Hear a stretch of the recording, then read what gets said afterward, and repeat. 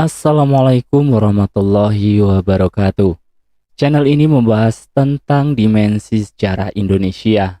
Materi video ini diambil dari berbagai sumber. Buang energi negatif dan ambil sisi positifnya. Selamat menyaksikan. Membedah sejatinya Sabdo Palon full version. Siapakah Sabdo Palon? Siapakah Noyo Genggong? Benang merah Sabdo Palon, Ugo Wangsit Siliwangi, Ramalan Joyoboyo, Kalki Avatar, Yesus the Messiah, Imam Mahdi, Satrio Piningit, Ratu Adil, dan cerita-cerita tentang akhir zaman.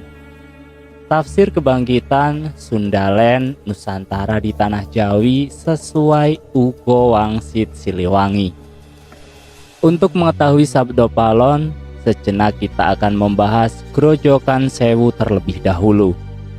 Grojogan Sewu yang selama ini terkenal sebagai salah satu air terjun yang indah di Kecamatan Tawangmangu, Solo, Jawa Tengah, ternyata juga menjadi nama salah tokoh nama Grojogan Sewu atau nama gelar, karena memang tempat itu menjadi lokasi Topo Brotonya dalam rangka mencapai ilmu kesempurnaan.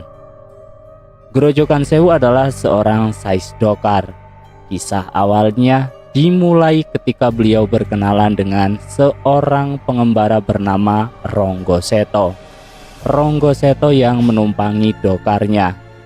Melihat pengembara itu menggunakan pakaian jubah dan sorban di kepala yang berbeda dengan adat Jawa, maka beliau bertanya kepada pengembara itu, "Dari mana Anda berasal?" Ronggo Seto tidak menjawab dari mana ia berasal, tetapi menjawab pertanyaan tersebut dengan, "Saya saudara kamu, karena semua manusia bersaudara, karena kita anak keturunan Adam." Mendengar jawaban tersebut, Grojogan Sewu tersentuh, karena orang yang baru dikenalnya menganggap saudara sekaligus penasaran dan kembali bertanya siapa Adam. Adam adalah nenek moyang saya, Anda dan semua manusia. Mendengar jawaban seperti itu, Grojogan Sewu semakin tertarik lebih jauh dan meminta Rangga Seta untuk bersedia mengajarkan ilmu pengetahuan kepadanya. Ronggo Seto balik bertanya kepada Grojogan Sewu, "Mengapa Anda ingin belajar?" "Karena saya ingin cerdas, ingin pandai," jawab Grojogan Sewu. Memang manusia harus pandai, harus mau berpikir, karena itulah perintah ilahi, tegas Ronggo Seto. Melihat niat belajar dan sikap yang ingin tahu dan memang melihat bakat kecerdasan dari Grojogan Sewu, maka Rangga Seta pun bersedia mengajarkan kepada Grojogan Sewu. Proses belajar pun dimulai dengan materi Aji Kalimosodo. Karena memang bakat kecerdasan dan niat yang bersungguh-sungguh, maka proses belajar Grojogan Sewu pun berjalan dengan cepat. Pada saat pelajaran ujian terakhir, Grojogan Sewu diperintahkan untuk semedi di suatu tempat oleh Ronggo Seto. Grojogan Sewu bertanya di manakah tempat semedi itu. Kemudian Ronggo Seto mengarahkan tangannya menunjuk ke suatu tempat, maka terlihatlah air terjun dari kejauhan. "Bersemedilah kamu di sana. Di balik air terjun itu ada goa, dan goa itulah tempatnya." Mendengar perintah dari Ronggo Seto, lalu Grojogan Sewu pun menyanggupinya. Perintah semedi ini sekaligus perpisahan antara Grojogan Sewu dengan Ronggo Seto. Pada saat itu Ronggo Seto mengatakan suatu saat kita akan bertemu lagi, dan beliau juga berpesan, "Jadilah insan yang bermanfaat dan tegakkanlah keadilan." Setelah perpisahan tersebut, Grojogan Sewu kembali menoleh ke arah di mana letak air terjun itu. Namun air terjun itu tidak terlihat, dan Grojogan Sewu pun akhirnya menelusuri ke arah yang tadi ditunjukkan oleh sang guru. Kisah proses pencarian lokasi semedi yang dilakukan oleh Grojogan Sewu ini sama halnya dengan Prabu Kian Santang ketika diperintahkan oleh Sayyidina Ali untuk mencari sebuah bukit yang akhirnya tiba di wilayah Bukit Godog Garut. Setelah semedi Grojogan Sewu selesai, maka paripurnalah Aji Kalimosodonya. Selain berguru kepada Ronggo Seto, Grojogan Sewu pun belajar kepada Semar Bodronoyo. Dan dari Semar Bodronoyo, inilah beliau diberikan cemeti Amarasul yang bentuknya seperti gagang tongkat, kurang lebih panjangnya 30 cm. Jika senjata ini digunakan, maka akan terlihat cahaya atau menyala seperti pedang maupun cemeti. Lalu siapakah Grojogan Sewu? Grojogan Sewu adalah pembimbing raja-raja Nusantara dan para wali. Karena beliau diberikan semacam wewenang atau manda dari Semar Badronoyo untuk mengajarkan hikmah dan ilmu kesempurnaan kepada para raja-raja dan para wali di Nusantara, bahkan sampai masa sekarang ini. Siapakah yang pernah belajar kepada beliau? Hampir semua raja-raja Nusantara dibimbing oleh beliau. Dan salah satunya adalah Raja Brawijaya yang menghilang atau moksa di puncak Gunung Lawu, dan Prabu Siliwangi Raja Pajajaran yang tilem ngahyang atau panafilah. Nah, dari sinilah tampak benang merah mengapa kisah Sabdo Palon dan Ugo Wangsit Siliwangi seperti pinang di belah dunia, ibarat kunci dengan gemboknya. Apa hubungannya kisah Grojogan Sewu dengan Sabdo Palon? Grojogan Sewu adalah Sabdo Palon juga Noyo Genggong. Grojogan Sewu adalah gelar seorang insan yang mampu mengajarkan ilmu, mengucurkan ilmu, laksana air yang mengucur. Grojogan Sewu adalah seorang yang mengucurkan ilmu atau orang berilmu, sehingga dia mendapatkan mandat atau wewenang untuk mendidik para raja Nusantara maupun para wali. Setiap ucapan Grojogan Sewu atau ketika dia mencurahkan ilmu para muridnya, ucapan Grojogan Sewu sama dengan sabdo. Lalu palonnya apa? Palon artinya filosofi atau mengandung hikmah yang dalam.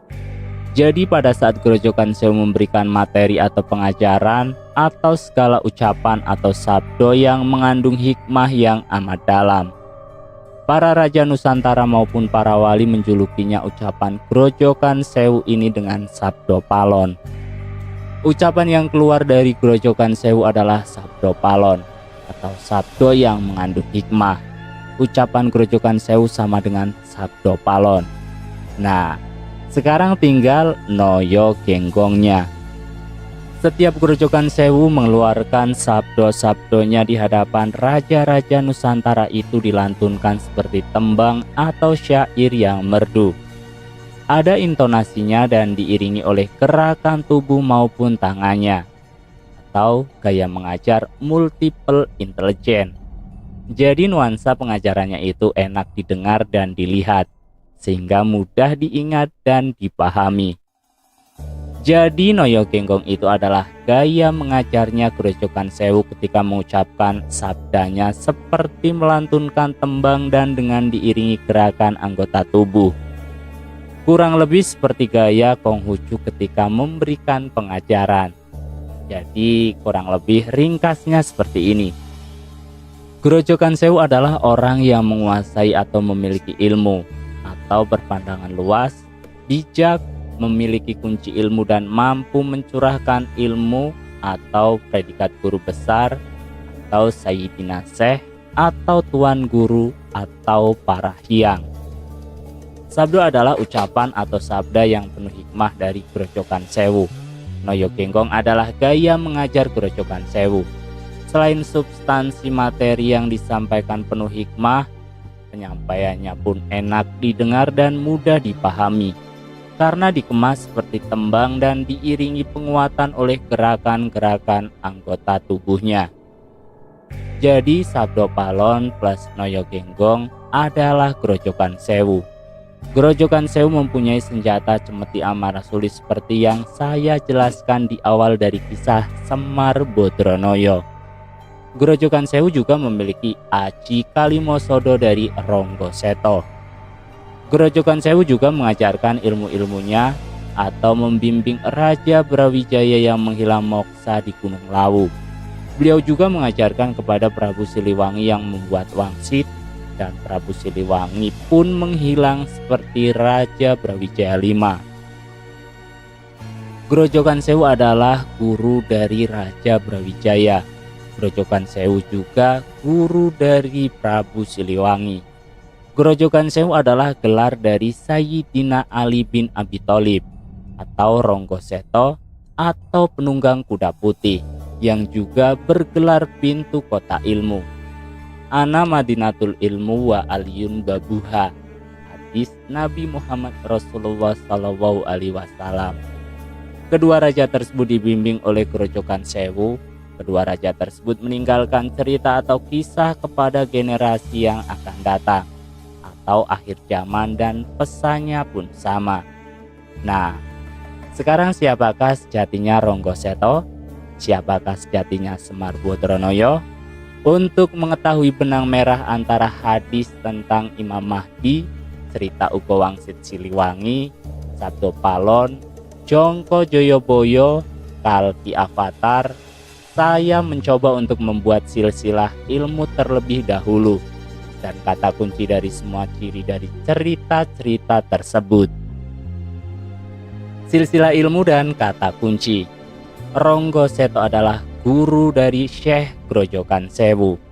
Syekh Grojogan Sewu juga guru dari Raja Brawijaya Majapahit dan Prabu Siliwangi Pajajaran. Raja Brawijaya V yang moksa menghilang di Gunung Lawu. Prabu Siliwangi menghilang di bagian selatan kerajaan Pajajaran. Lalakon Raja Brawijaya meninggalkan cerita tentang Sabdo Palon. Lalakon Prabu Siliwangi meninggalkan cerita Ugo Wangsit Siliwangi. Cerita Sabdo Palon. Kelak dia atau Syekh Grojogan Sewu atau Sabdo Palonoyo Genggong akan kembali mengasuh pemimpin Nusantara. Cerita Ugo Wangsit Siliwangi akan ditemui Ki Santang karena kelak dari keturunan-keturunan yang pergi ke baratlah yang akan mengingatkan saudara-saudara sedaerah dan yang sependirian.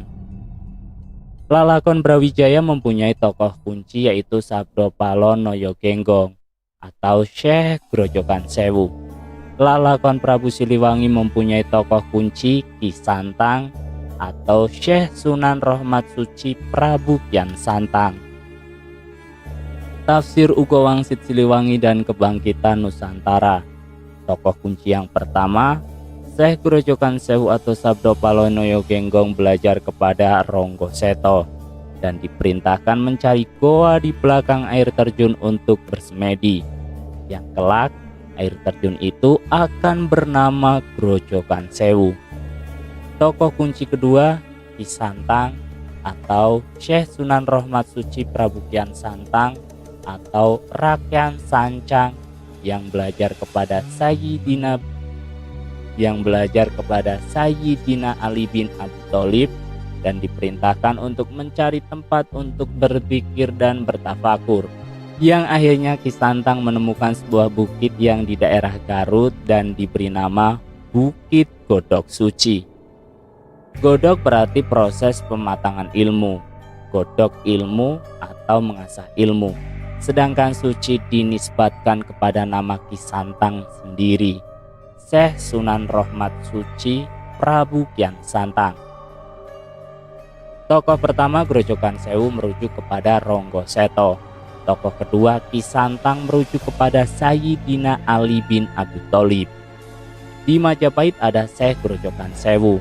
Di Pajajaran ada Syekh Sunan Rahmat Suci Prabu Kian Santang.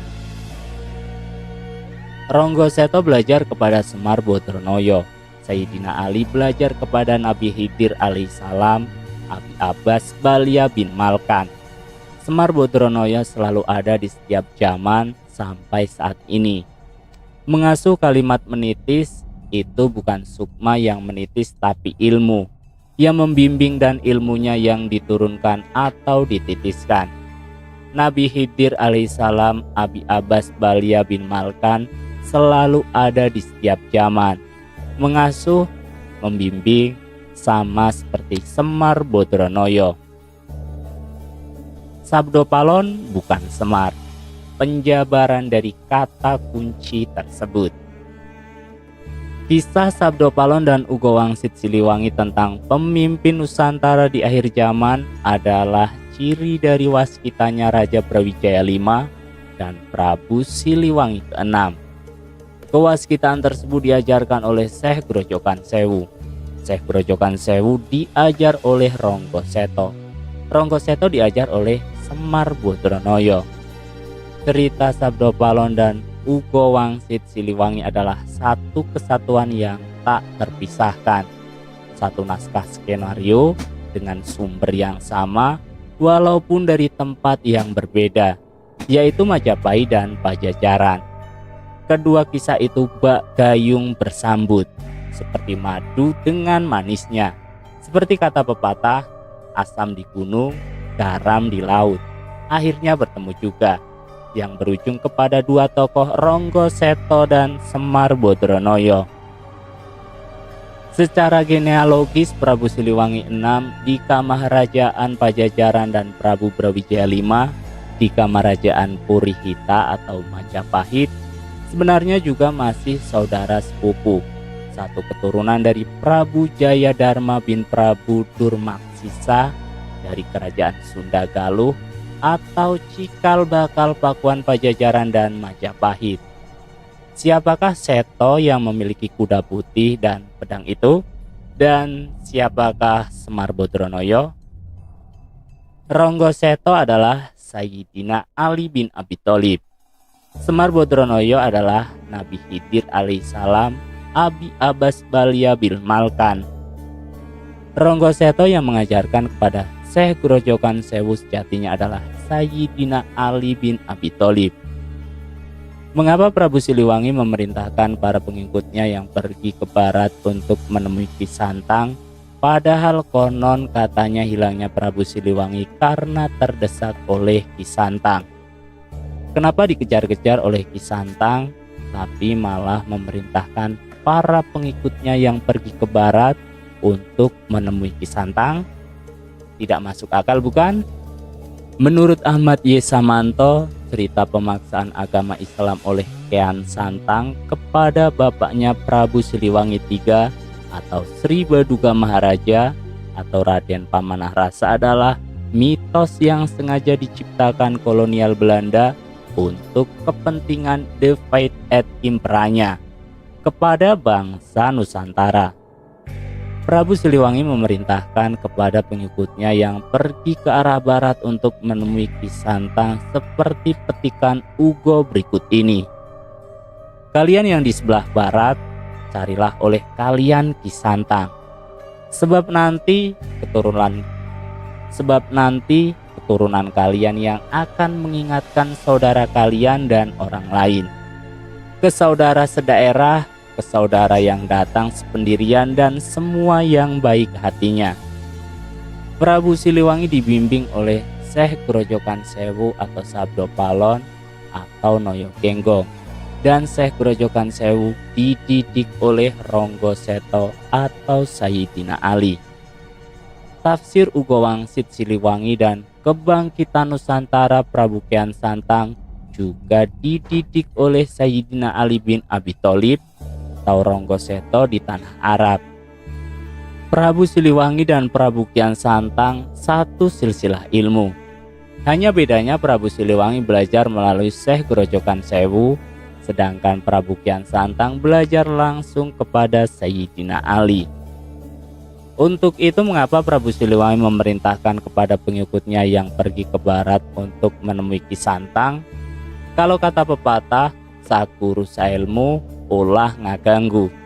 Apalagi beliau punya hubungan anak dan ayah, mana mungkin berseteru. Sudah seilmu, sudah seguru, sekeluarga. Benarlah menurut Prabu Siliwangi dalam petikan Ugonya, suatu saat nanti turunan kita akan ada yang sadar, tapi sadar seperti terbangun dari mimpi. Dari yang hilang dulu, semakin banyak yang terbongkar. Ronggo Seto atau Sayyidina Ali 7 kali mengelilingi dunia. Karena hasrat belajarnya yang tinggi, sahabat sekaligus saudara dari Muhammad SAW ini merantau ke Nusantara karena beliau pun mengikuti jejak gurunya Semar Bodronoyo. Di Nusantara selain mengajarkan ilmu kesejatian kepada Grojogan Sewu, dia pun belajar tentang pengobatan herbal. Karena di Nusantara kaya akan tumbuhan obat dan melengkapi hasil belajarnya Ronggo Seto atau Sayyidina Ali di China, yaitu metode totok belajar di China. Ke Nusantara rangkaian tuntutlah ilmu ke negeri China. Di China belajar ilmu totok atau mirip akupuntur. Di Nusantara belajar ramuan herbal. Bukankah ramalan agung abad 21 mengatakan nanti pengobatan akan kembali ke alam dan spiritual? Siapakah yang membawanya? Dialah budak Angon dan pemuda berjanggut yang diasuh oleh Syekh Grojogan Sewu atau Sabdo Palon atau Noyo Genggong dan Ki Santang atau Syekh Sunan Rohmat Suci Prabu Kian Santang. Dan di belakangnya didampingi oleh Ronggo Seto atau Sayyidina Ali bin Abi Thalib, pemilik kuda putih dan pedang Nabiullah Khidir alaihissalam Abi Abbas Balia bin Malkan atau gurunya para nabi. Budak Angon dan pemuda berjanggut adalah ujung dari semua kisah tentang akhir zaman di Nusantara ini. Ialah tokoh kembar di akhir zaman laksana Nabi Musa dan Nabi Harun. Siapakah yang mengajarkan Musa dan Harun? Nabiullah Khidir bukan? Hubungan Ugo Wangsit Siliwangi, kisah Sabdo Palon, avatar dan hadis Rasulullah Muhammad SAW. Budak Angon dan pemuda berjanggut menguasai 4 unsur, api, angin, air, dan tanah. Karena hakikatnya semua penciptaan itu berasal dari 4 unsur. Mengapa dia dapat menguasai 4 unsur itu? Karena ialah pancernya, menemukan sejatinya dirinya, atau sedulur papat limo pancer. Hakikatnya api adalah cahaya merah, angin adalah cahaya kuning, air adalah cahaya putih, tanah adalah cahaya hitam. Merah hakikatnya Sayyidina Abu Bakar, kuning adalah Sayyidina Umar, putih adalah Sayyidina Utsman, dan hitam adalah Sayyidina Ali. Hadis tentang akhir zaman menuju kebangkitan Indonesia. Sabda Nabi SAW akan datang dari sulbi ini atau Sayyidina Ali bin Abi Thalib, seorang pemuda yang akan memenuhi bumi ini dengan keadilan. Maka apabila kamu meyakini yang demikian itu, hendaklah kamu turut menyertai pemuda dari Bani Tamim itu.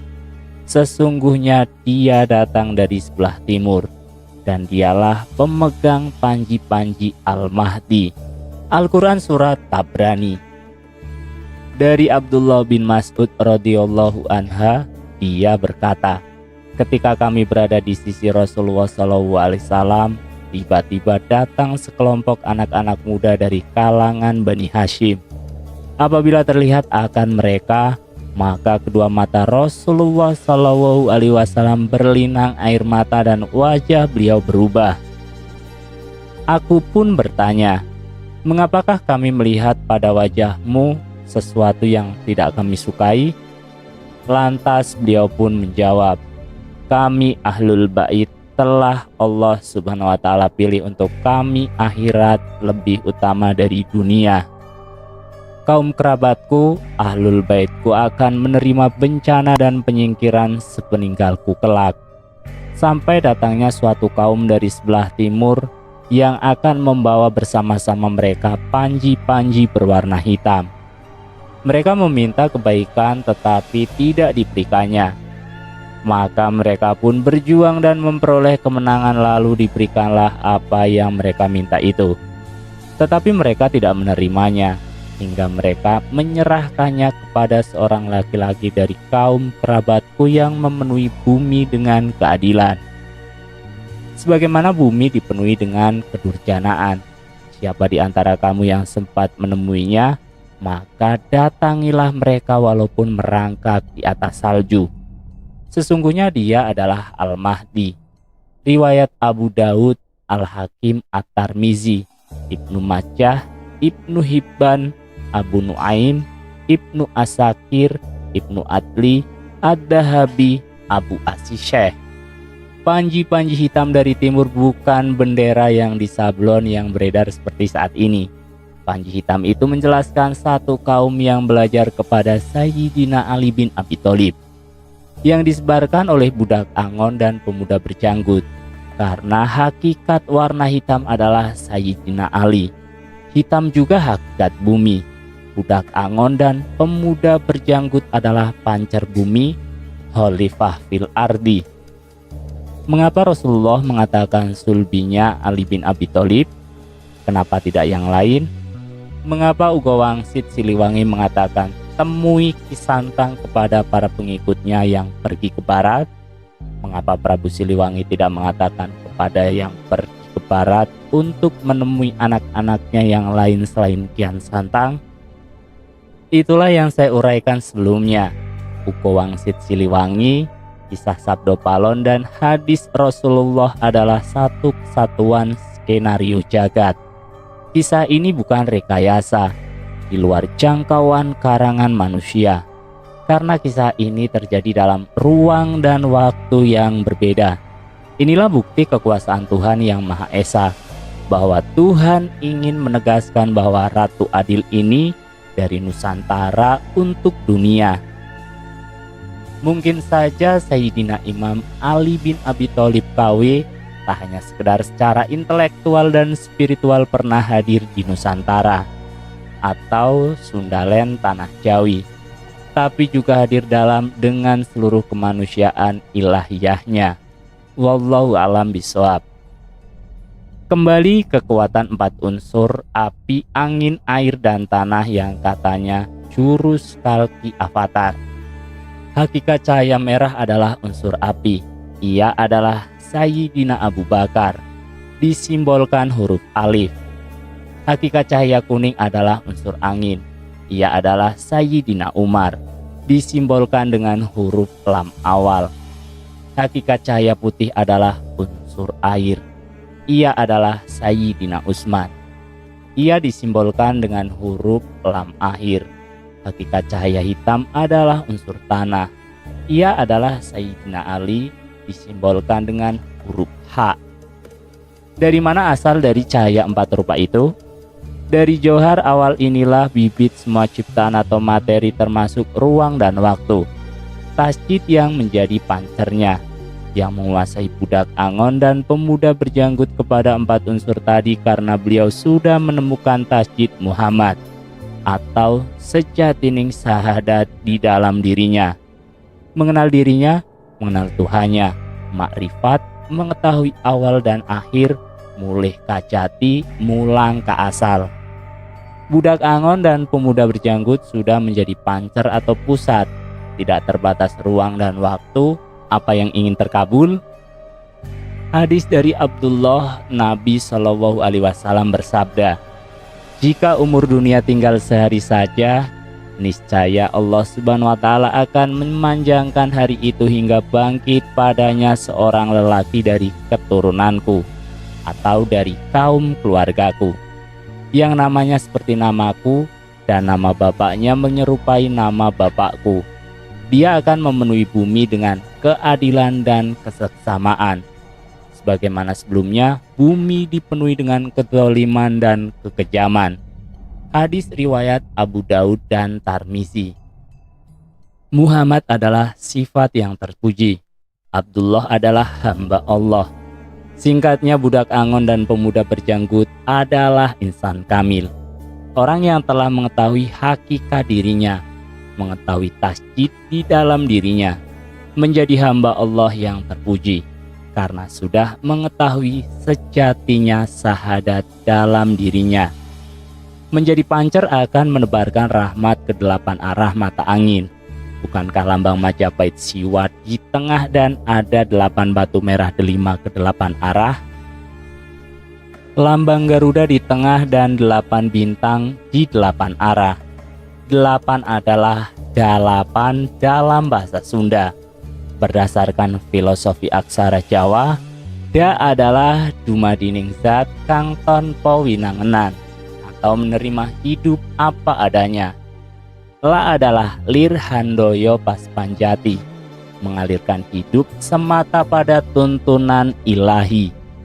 Pa adalah papan kang tanpa kiblat, hakikat Allah yang ada di segala arah. Na adalah nur candra, gaib candra, warsitaning candra, atau pengharapan manusia hanya selalu kesinar atau cahaya ilahi. Da berjumlah 6, la 10, pa 11, dan na berjumlah 2. Dalam urutan aksara Jawa, silahkan dijumlah sendiri. Mustika merah delima sama dengan maraha dalama. Ma madep mantep manembah maring ilahi, atau mantap dalam menyembah ilahi. Ra rasa ningsun handalusi, atau rasa cinta sejati muncul dari cinta kasih nurani. Ha hana hurip wening suci, adanya hidup adalah kehendak dari yang maha suci. Da dumatining zat kang tanpa winangenan, atau menerima hidup apa adanya. La adalah lir handoyo pas panjati, mengalirkan hidup semata pada tuntunan ilahi. Ma madep mantep manembah maring ilahi, atau mantap dalam menyembah ilahi. Ma adalah 16, ra 4, H1, da 6, la 10, ma sama dengan 16. Itu dalam urutan aksara Jawa. Dan silahkan dijumlah. 8 atau dalapana sama dengan 2. Merah delima atau maraha dalama adalah 8. 2 simbol zat dan sifat, 8 malaikat penjaga ars. Dalam Al-Quran angka 8 merupakan jumlah malaikat force yang menjunjung ars atau kursi singgasana, mengatur keseimbangan arsy yang bermakna power and authority dominion, baik sebelum maupun saat kiamat. Dan malaikat-malaikat berada di penjuru-penjuru langit. Dan pada hari itu 8 orang malaikat menjunjung arsy Tuhanmu di atas kepala mereka. Al-Quran Surat Al-Haqqah ayat 69. 8 merah delima dalam lambang Majapahit adalah menceritakan bahwa gambar Siwa adalah lambang pancer dalam diri manusia, sama seperti lambang bintang dalam dada Garuda Pancasila. Dalam konsep Sunda adalah ingsun yang menguasai 4 unsur tadi. Merah delima di segala penjuru adalah kemanapun kamu menghadap harus mantap dalam menyembah ilahi, atau madep mantep manembah maring ilahi. Pesan tersirat lambang 8 merah delima di mana gambar Siwa sebagai pusatnya menandakan mengenal Tuhan, bisa perjalanan ke dalam atau perjalanan keluar. Dan kepunyaan Allah lah timur dan barat, maka kemanapun kamu menghadap, disitulah wajah Allah. Sesungguhnya Allah maha luas, rahmatnya lagi maha mengetahui. Kemanapun kita melihat, disitulah ada Tuhan, ada zat dan sifatnya. Kemanapun kita melihat, di situ ada arsinya, ada singgasananya. Barang siapa manusia yang mengenal dirinya, dia akan mengenal Tuhannya, baik zatnya, sifatnya, asmanya, af'alnya, atau ciptaan atau perbuatannya, atau kuasanya. Budak angon dan pemuda berjanggut senyata sejatinya adalah aci kalimosodo, atau 2 kalimat syahadat, senjata yang dapat menghancurkan gunung, yang dapat mensejahterakan ke penjuru alam, yang dapat memuliakan manusia tanpa membeda-bedakan agama, ras, maupun golongan. 2 itu yang menjadikan dirinya dicintai semua orang, bahkan seluruh makhluk. Karena 2 itulah yang menjadikannya welas asih, yang dapat menyembuhkan berbagai penyakit baik zahir maupun batin. Dua adalah ketentuan, saling berpasangan, hukum penciptaan. Dua itulah yang diajarkan oleh Ronggo Seto atau Sayyidina Ali kepada Syekh Grojogan Sewu dan Prabu Kian Santang. Dua itulah yang diajarkan Semar Bodronoyo atau Nabi Khidir alaihissalam. Kalimat syahadat adalah kun fayakun, awal dan akhir alam semesta. Dibuka dengan syahadat, ditutup oleh syahadat, kalimat yang menjadikan. Itulah sejatinya Aji Kalimosodo, sakti mandraguna tanpa ajimat. Sabdanya sabda mukni atau saucap nyoto saciduh metu, atau apa yang diinginkan terkabul. Karena dari Aji Kalimosodo itu akan menjadi dua kembali, yaitu Rohman dan Rohim atau welas asih. Rahman dan Rahim itulah given dari Tuhannya. Manusia mendapatkan Rohman dan Rohim dari Tuhannya lah yang akan memimpin dunia ini dan mewarisinya. Sejatinya bukan budak angon dan pemuda berjanggut yang merubah dunia, tapi Tuhan yang Maha Esa lah yang menghendakinya. Tuhan yang Maha Esa lah yang telah memilih budak angon dan pemuda berjanggut yang memimpinnya. Ini adalah lelakon jagat. Tuhanlah Maha Sutradaranya. Perbedaan adalah ketentuan. Karena perbedaan itulah cerita menjadi menarik. Perbedaan bukan untuk bermusuhan. Perbedaan adalah untuk supaya manusia mengenal penciptanya. Karena kebenaran adalah Tuhan yang memilikinya. Jika di dalam cerita ini terdapat kutipan kitab suci, bukanlah untuk tendensius terhadap keyakinan tertentu, melainkan mencari kesamaan dari semua sejarah yang terekam di Nusantara ini.